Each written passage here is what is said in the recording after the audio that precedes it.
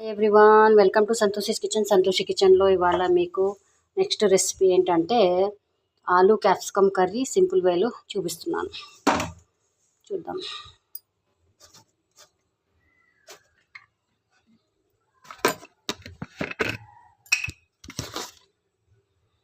First oil పోసుకుందాం, ఒక 4 table spoons.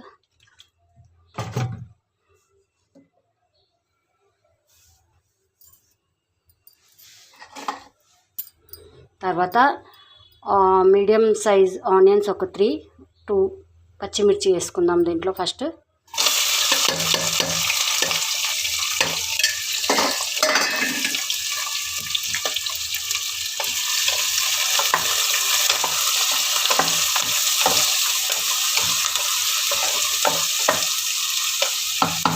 కొంచెం మగ్గనిద్దాం దీన్ని. కొంచెం లైట్ గోల్డెన్ రంగు వచ్చేదాకా మగ్గనిద్దాం, ఫ్రై చేసుకోవాలి. అయిపోయింది ఆల్మోస్ట్ రన్. తర్వాత 2 స్పూన్స్ జింజర్ గార్లిక్ పేస్ట్, అల్లం వెల్లిగడ్డ.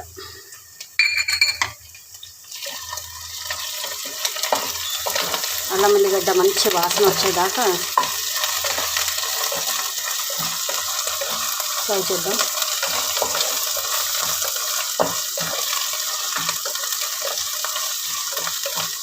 పచ్చి వాసన పోయేదాకా వేపాలి ఇది అల్లం వెల్లిపాయలు.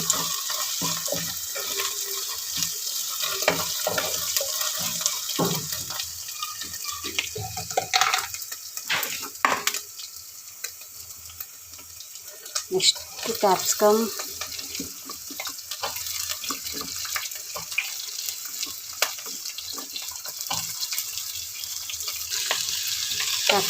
ఆలు వేసేసాను. ఇప్పుడు మంచిగా కలపాలి.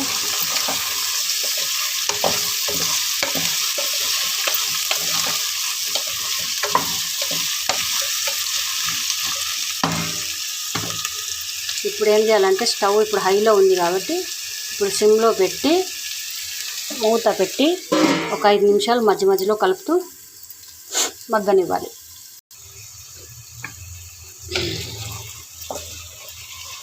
ఇలా కలుపుతూ ఫ్రై చేయాలి. నూనెలో కొంచెం సేపు ఫ్రై చేస్తేనే టేస్ట్ వస్తుంది ఈ కర్రీ. మళ్ళీ ఈ ఆలు క్యాప్సికమ్ కటింగ్ కూడా చిన్న పీసులుగానే కట్ చేయాలి. మరి పెద్ద పెద్ద పీసులు కట్ చేస్తే ఉడకదు.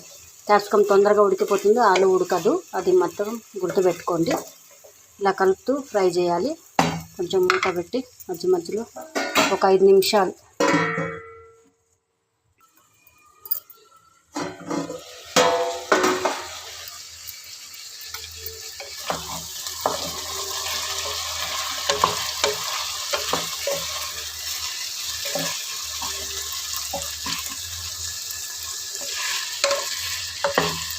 అంతేనండి, క్యాప్సికమ్ కొంచెం కలర్ చేంజ్ అయింది చూడండి.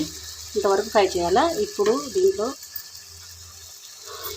ఒక 4 మీడియం సైజ్ టమాటాలు కట్ చేసి ఇది వేసుకోవాలి. ఇది వేసి కలపొద్దు, అలానే పెట్టేయాలి.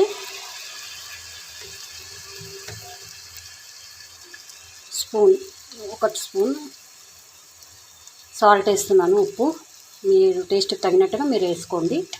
ఆ తర్వాత ఒక 1/2 స్పూన్ పసుపు. ఇప్పుడు ఏం చేయాలంటే ఉప్పు వేస్తే టమాటా తొందరగా మగ్గుతుంది కాబట్టి మళ్ళీ కలపకుండానే మూత పెడదాం.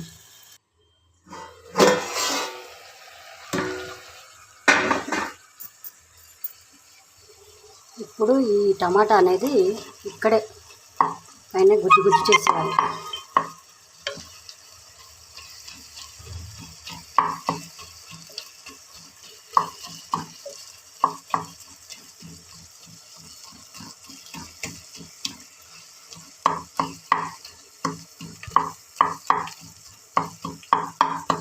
వేస్తే చాలా తొందరగా మగ్గిపోతుంది ఇది.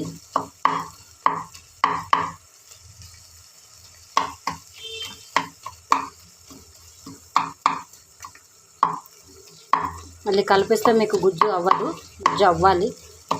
దాంతోనే మీకు కొంచెం గ్రేవీ వస్తుంది.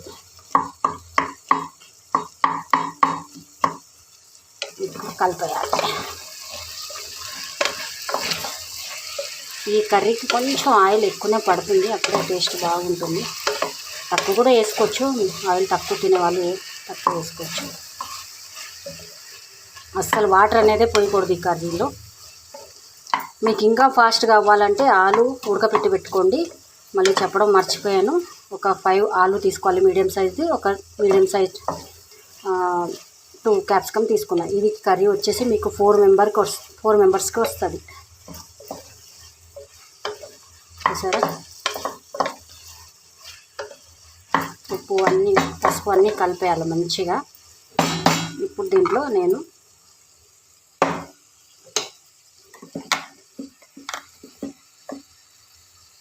ధనియాల పొడి 1 స్పూన్,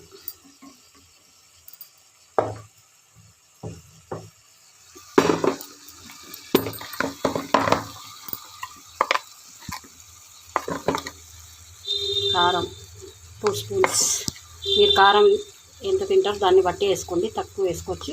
ఎక్కువ మాత్రం వేయకండి, కర్రీ టేస్ట్ మారిపోతుంది.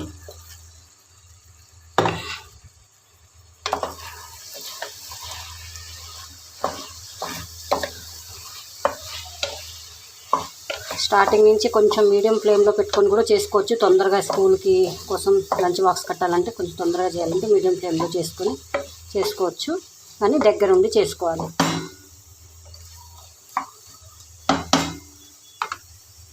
ఇప్పుడు మళ్ళీ టోటల్ సిమ్ చేసేయాలి. ఇప్పుడు స్టవ్ చేసేసి మూత పెట్టి మళ్ళీ మగ్గనివ్వాలి.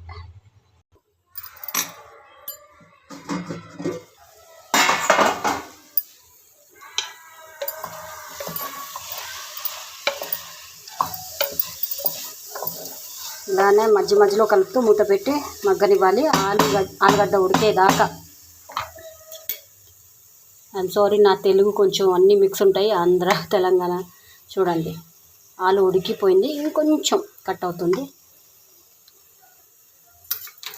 ఇంకొంచెం ఇంకొక 2 మినిట్స్ పెడదాం.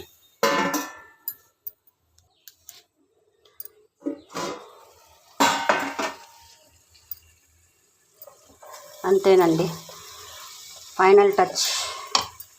కొంచెం కొత్తిమీర కట్ చేసుకొని పెట్టుకోవాలి, కొంచెం ఎక్కువనే వేసుకోవాలి కొత్తిమీర, అప్పుడే టేస్ట్ బాగుంటుంది. క్యాప్సికమ్ ఆలు కర్రీ రెడీ, సూపర్ టేస్ట్. అస్సలు వాటర్ పోయకుండా చేయాలి, చాలా టేస్ట్ ఉంటుంది. ఒకవేళ ఆలు ఉడకలేదు, ఒక్కొక్కసారి ఆలు ఉడకదు కాబట్టి ఒక్క చిన్న గ్లాస్తోని కొంచెం వాటర్, ఒక 1/2 గ్లాస్ వాటర్ పోసి సిమ్లో పెట్టి మగ్గనివ్వాలి, అప్పుడు మీకు ఉడికిపోతుంది. నాదైతే ఉడికింది,